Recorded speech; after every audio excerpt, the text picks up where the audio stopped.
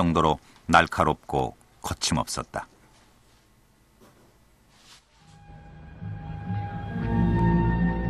요즘 소년들은 어떠한 형편에 있는가? 우선 서울거리에서 보는 바만 치더라도 무수한 어린이 거지는 고사하고 신문, 양담배 팔기에 눈이 뒤집힌 소년, 소녀들이 왜 그리 많은고? 이런 노릇을 아니할 만한 집에 태어난 어린이일지라도 학교 공부를 하기에 입학운동금, 기부금, 월사금을 수만 원씩 내야만 하는 남조선 상태가 해방이 무슨 해방이란 말이냐?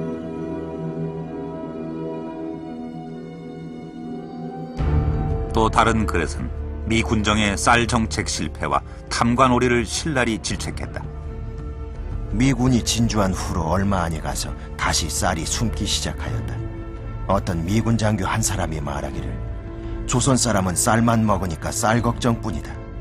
내가 생각하기에는 미국은 쌀을 먹지 않는 국민이므로 쌀에 대한 이치는 모를 것이요, 쌀에 대한 정치까지도 모른다고 하기에는 전승 미국에 대한 신뢰가 될까 한다. 쌀은 대체 어디에 있느냐? 쌀의 행방을 탐관오리 몰입에만은 알만한 일이 아닌가? 행정권을 완전히 이양한다면 이 많은 탐관오리 몰입회를 어디에다가 미 군정은 이양하려는가? 그게 국가적인 입장으로 봐야 되죠. 그 민중의 편에 서서 이것이 어떻게 해야지 나라가 잘 되느냐 하는 그런 쪽으로 썼으니까 그냥 사상성을 많이 없애고 국가의 발전이라든가 이런 쪽으로 봐서 정부 쪽에 붙는 것도 아니고 정확하게 기사를 썼다고 봐야 될 겁니다. 당시 민중들의 심정을 읽은 그의 글은 큰 호응을 얻었지만 그는 돌연 경향신문사 주간직을 사퇴한다.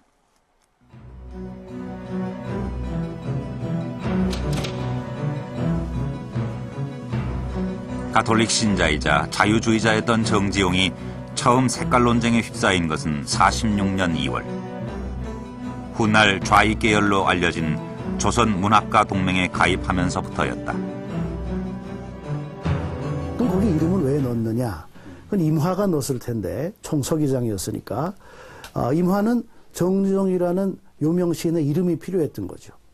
근데 나와서 일을 잘할 사람은 아니니까 일 제대로 할 이태준, 김기림은 소설분과 시분과 맡기고 조금 그 변방지대라고 할 수 있는 아동문학분과에 정지용 이름을 넣어서 정지용의 명성을 이용하고자 한 것인데, 같은 달 조선문학가 동맹 주관으로 열린 전국 문학자 대회에 정지용도 참석하기로 되어 있었다.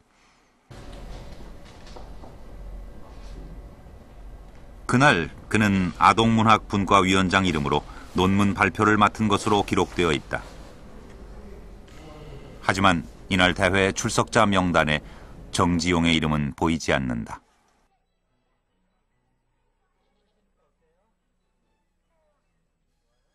전국 전조선 문학가협회 문학가 대회에서 정지용은 거기 나타나지도 않았고 거기에서 시를 뭐 담당하는 그런 부서를 맡지도 않았고 그래서요. 명단은 있지만은 말하자면 정지용은 상당히 초월적이었지만은 그래도 이 단체와 무관하지 않았다는 그런 어떤 이유로 여기 가입이 되어 있었어요.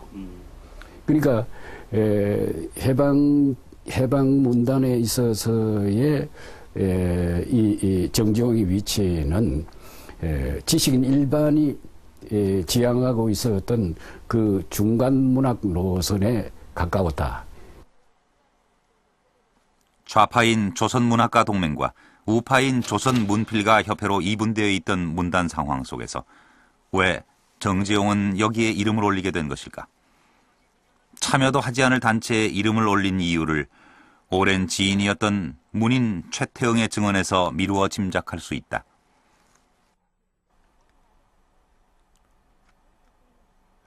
공산주의는 싫지만 수십 년의 우정은 저버릴 수 없다는 실로 어처구니 없는 공언으로 한창 보복과 적화의 혈안이 됐던 당 간부 문인들을 당황케까지 했으니 더 말할 나위가 있으랴.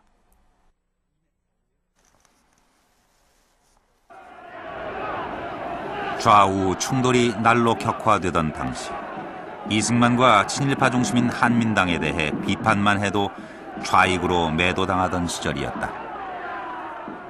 하지만 정지용은 펜을 멈추지 않는다. 남북회담 직후 김구의 통일운동을 지지하는 글에서 더욱 신랄히 한민당을 공격한다.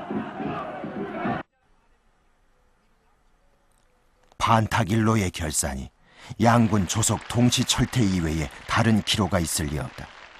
시종일 여희 반탁투쟁에 변절없는 분은 대백범홍뿐이시다.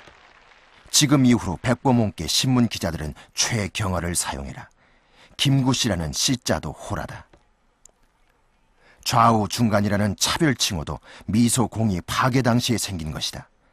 민족해방 대의하에 민족 반역자 친일파 잔당 한간이 고립하게 되었다. 철저히 고립시켜라.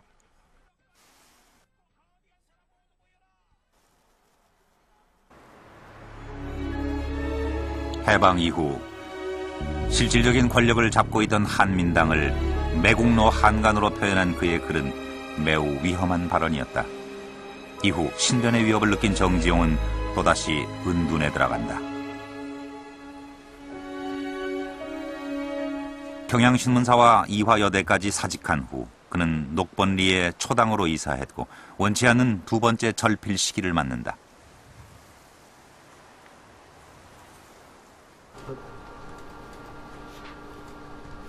그러던 어느 날 한 잡지에 정지용의 이름이 대서특필된다. 문단의 거물 정지용이 월북했다는 문제의 잡지는 며칠 후 사고를 통해 오보임을 밝힌다.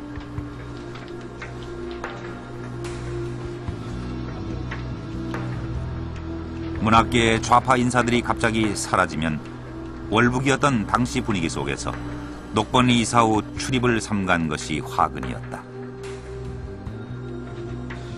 6.25가 나기 불과 몇 달 전에 이 엉뚱한 소문이 도는 거예요. 이 정지용 씨가 거물급 정지용 월북하다 이렇게 돼 있어. 타이틀이. 그것이 이북통신이라는 잡지인데 그 잡지를 가지고 아버지한테 가서 아버님이 이렇게 두문불출하고 그리고 세상을 단절하고 사시니까 일국을 가졌다는 소리를 들으시니 일단은 한번 나가셔서 내가 여기 서울에 건재하다는 것을 배워주고서는 되돌아 계셔도 괜찮으실 겁니다. 그러니까 그렇게 하십시오 하니까 회의는 고향들이 있나 하더니 그 이튿날 아침에 해명을 위해 집을 나섰던 정지용은 관계당국을 찾았고 이 일은 정지용의 운명을 결정짓게 된다. 그가 만난 이는 반공검사로 유명한 오제도.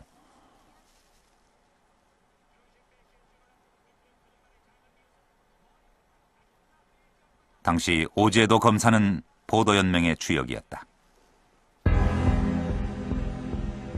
49년 6월 국가보안법을 근거로 결성된 보도연맹은 좌익 세력을 포용한다는 표면적인 이유와 달리 좌익 색출과 전향에 그 진짜 목적이 있었다.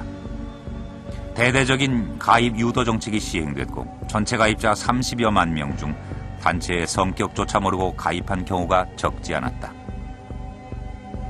정지용은 월북하지 않았다는 것을 증명하는 방법으로 보도연맹 가입을 결정한다.